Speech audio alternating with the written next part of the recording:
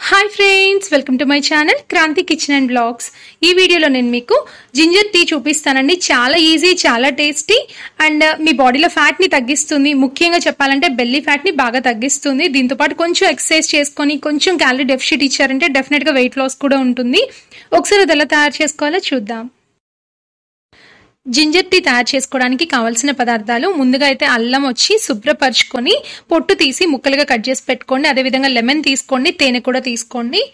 వాటర్లో కట్ చేసి పెట్టుకున్న అల్లం ముక్కలు వేసుకొని మరిగించుకోండి. తర్వాత కొంచెం వేడి మీద అండి, అంటే వేడిగా అయితే కంఫర్టబుల్గా తాగలుగుతాం అనమాట.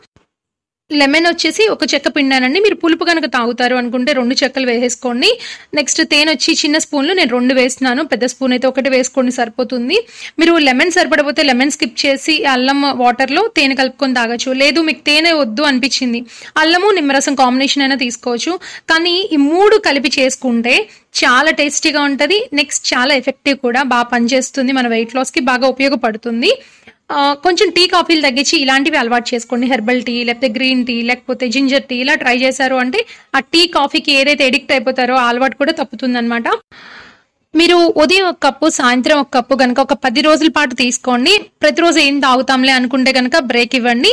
మళ్ళీ ఒక వారం రోజులు బ్రేక్ ఇచ్చి మళ్ళీ ఒక 10 రోజులు తాగుతూ ఉండండి. లేదు రోజు ఒక పూట తాగుతాం అన్న ప్రాబ్లం ఏం లేదండి, తీసుకుంటే చాలా మంచిది, డైజెషన్ కూడా మంచిగా అవుతుంది. ఓకే ఫ్రెండ్స్, ట్రై చేసి నాకు కామెంట్స్లో చెప్పండి. ఇంకో మంచి వీడియోతో మళ్ళీ కలుద్దాం.